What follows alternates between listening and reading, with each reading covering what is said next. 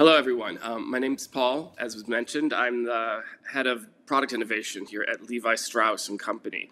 And I think the most important topic that we really think about, especially as we come out of a pandemic situation and we reopen our businesses and we reopen our lives, is to really consider what it means from the business perspective, especially from the design perspective, to be participating in systems of growth, or at least systems that require growth.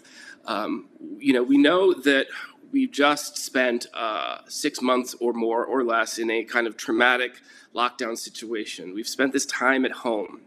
We've spent this time at home surrounded by the stuff that we bought, surrounded by, in many cases, what I've come to realize were a series of really bad decisions. We've invested in a lot of crap that is now just taking up space and isn't necessarily delivering value. And we've had a lot of time to pause and think about what are the things in our lives that do create value. For me at Levi's, we have a muse, we have a person that we like to think of as sort of like the identity of our brand. You can really see this person come to life in a lot of our advertisements. And if you look at those advertisements and you look at those people, the one thing they all might have in common right now is, well, most of them are unemployed. It's the bartenders and the DJs and the people that make life fun, the youthful, energetic spirit that defines, say, the nightlife of our times, that we really have been designing to. We have a brand that's really deeply associated with music and youth culture. And right now, the youth culture is hurting. The youth are sitting in home, locked down, many without jobs, with an uncertain future, examining the bad choices they've made over their life of consumption as consumers. And we're about to open up our registers again and them to spend money they don't have on product that they now definitively know they don't need, because let's face it, 5 months, 6 months, 7 months into this pandemic, no one's done any shopping and nobody's naked. We've still all got a whole useful wardrobe, probably still too much.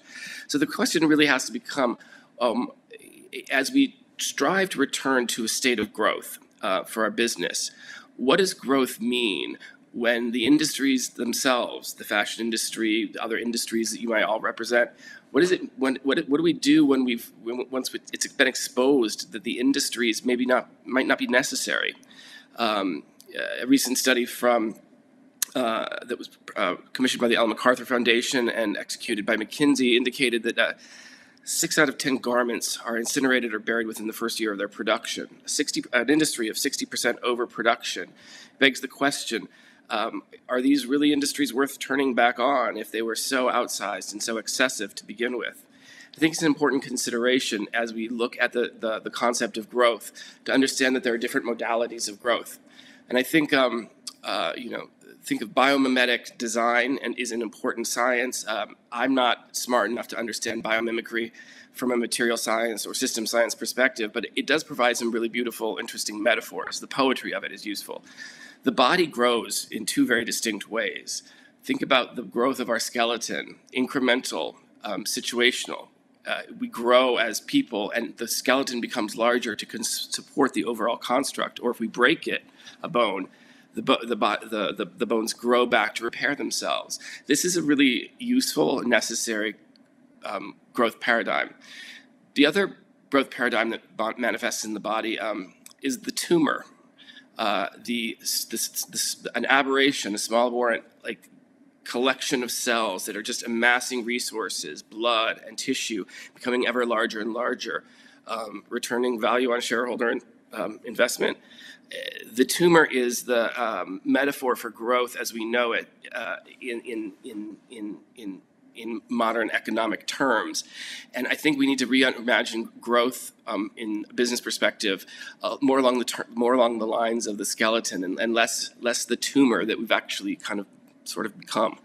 And to do this, we have to really look at our motivation as professionals, as designers, as business people. We have to look at our motivation for doing the things that we do. Are we doing things to be productive? Are we doing them just to do them? This is most important when we consider the practice of sustainability, especially, and I'm going to discuss that sustainability from the fashion context, because it's become a really hot topic in the fashion industry. I think there's this burgeoning awareness among consumers and among practitioners that the system that we're trying to restart, the normal that we're trying to return to, was not a healthy normal or productive normal. It was a profitable normal for some, but an extractive normal for others, a normal that really took value from one place and delivered it somewhere else without really considering the impact of those processes. So if we think about growth as the topic of today's conversation, and we think about sustainability as the new context in which we need to operate, sustainability will become, for the purpose of this conversation, we'll shorten that word to health, because healthy growth is what we're looking for. Sustainable growth is what's important. And we really have to make some choices as we reopen our businesses as to how we want to align ourselves, and do we really want to accept a challenge to grow in a healthy way. There are a lot of sort of buzzwords that swirl about in the sustainability space, the health space for the fashion industry. I think of one really popular concept, for example, circularity, the idea of circular design and designing for circular systems. It's a really important and complex and nuanced approach to the design and production methodologies that we deploy. It is a science-based approach, but it is taken off and it has become extremely popular, and it's really gained momentum in the C-suite spaces of our companies because it does something. It tells a little bit of a lie. It offers the promise, circularity, of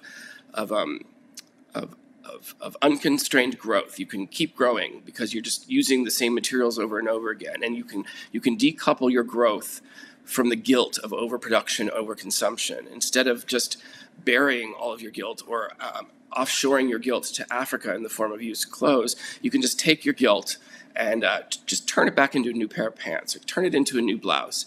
This idea has become really popular because it promises the ability to deliver that unrestrained return on shareholder investment without any of the guilt of the pollution that we know is endemic to the production of apparel, or that without any of the resource deprivation that comes from the overcultivation of cotton. This is a misunderstanding and a little bit of a greenwashing of the very concept of circularity. The fact is that the science of circularity, the very careful engineering of product to be recovered at the end of life, deconstructed, reconstructed into new second-generation materials that meet the same standards as the first-generation materials, and then redelivered without degradation of quality or value. That is an extremely complex process. But the promise of the simple doubling of business without impact is far louder in the conversation than the truth of its complexity, and the very concept is being oversold. Similarly, we've got a lot of marketing buzz around initiatives that recover and recycle materials and deliver new product using second-generation materials. In fact, we at Levi's did a gene initiative called the Wasteless Gene, where we were taking somewhere between, I think, 11 and 13 plastic bottles per gene. The plastic bottles were recovered, melted down, turned into a second-generation polyester fiber and being woven in to the gene. Well, the fiber content of that gene was a 70 cotton, 30 polyester, which is a fundamentally unrecoverable and unrecyclable material mix. We were promoting the use of recycled materials, never mind the fact that we had made a garment that itself was going to be unrecyclable. Is there real net value in recovering one generation of material from a landfill, only to then lock it in perpetuity into a form that can never be recycled again? And yet this was a really successful sustainability initiative for Levi's. That we expressed an appreciation, or we understood the value of recycling, but not so much understanding around the execution or creation of recyclable goods. But still, with the right marketing, with the right hang tag placed on that product, we had a really successful sustainability launch. And the very appetite to market sustainability attributes, the idea that we fill up these hang tags with all of these different sustainability features, these components, recovered material, waterless processing, smarter dyes, all of these attributes are being loaded up onto our product and being pitched to the consumer and leveraging the consumer's values as a mechanism to create greater desire. These initiatives are actually becoming features of the fast fashion system, that when you deliver a new sustainability component in one season, you're going to be asked for a new sustainability component the next and the next and the next. And the implementation of new sustainability initiatives becomes a fashion feature, just like the new pink or the perfect orange. We really reduce the value of the sustainable attribute by really consigning it to the same cycles of overconsumption that we've engaged in with the rest of the features of the product. And that goes to the question of motive. Why are you really doing it? What is the actual motivation behind the investment of sustainable attributes and sustainable values in your product? And 9 times out of 10 in the fashion industry, what we'll really see is that it is intended to create just another competitive advantage, another feature that allows you to compete, to win against one of your competitors. And I think this is all these examples collectively demonstrate the way in which our appetite for growth and the use of sustainability as a mechanism of growth are far more similar to that metaphor of the tumor than they are to the healthy, restorative growth of the skeleton that builds out a framework for the body as needed and repairs itself when necessary. And so I think the challenge that I'd like to present to anyone who's considering how to grow in a new normal, not that any of this is normal, how to re-engage in a right-sized and intentional way with the new consumer, is to first and foremost think with empathy about the consumer's condition. As I described, in our case, an out-of-work consumer surrounded by stuff they shouldn't have bought, knowing they don't need to buy anything else. What is the value proposition that we can invest in our product when we put it out there that makes it worthwhile, that is a true and compelling reason? What do we have to say about our genes that really make them matter? How do our genes matter to a consumer who probably doesn't have the money to buy them and is surrounded by a bunch of other stuff we've already sold them that they know they don't need? And how do we treat the values of sustainable fashion, the components and the systems as we cultivate them? And when we present them to the world, are we presenting them as competitive advantages, or are we actually presenting them as solutions that everyone can have to make the world a better place, to conserve resources and to protect the natural environment? I'll close with an example of this sort of behavior. The investment in creation of new sustainable value and its presentation to the world in a meaningful way. About 10 years ago, Levi's initiated something called the Waterless program, which was really about taking a series of finishing processes in our production that had been sort of standard industry practice for decades, and considering them against the values of material conservation and resource conservation. We really sought to unlock this question: how do we wash our genes at the industrial level? How do we wash them without water? Because the industrial finishing process consumes a huge amount of water over the several different chemical processing cycles. In order to get that super dark blue to become a pale blue, we have to really do a lot of work.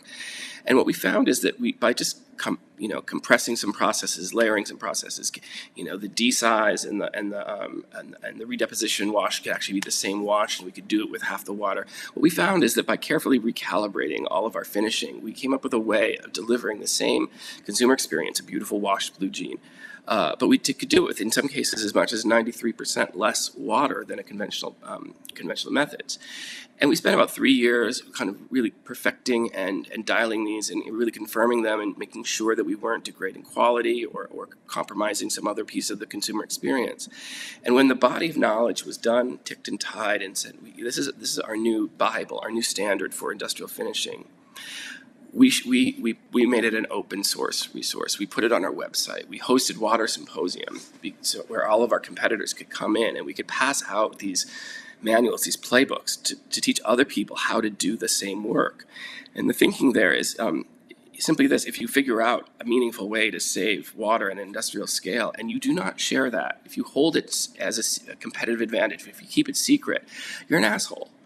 If you don't share the good value that you create towards this objective of a more sustainable, responsible state of growth, if you don't share that out, you're really drawing into question the motives that brought you to that place in the first place. Like if you don't share the good work and share what you learn and make all of those values something that anyone else can use, what are you really saying? You're saying that you value in this case, water savings, but just for yourself, that only the people you're saving water for matters and the rest of the people that are having their water wasted don't.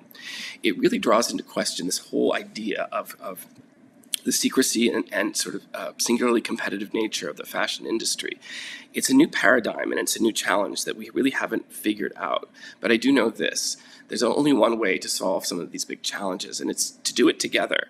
And so what I'd like to end on is a request that as we examine our motives around growth, and we examine our own behaviors around growth, as we examine our motives around health and sustainability, can we please come together and work more cooperatively? If someone has a new science or a new technology, a new opportunity to do something better for the industry, let's agree that we can all win on our individual style and our individual design solutions and maintaining our individual relationships of relevance with the consumer. But when it comes to the science of conservation, as in the context of the fashion industry, can we please imagine a new way forward to grow together?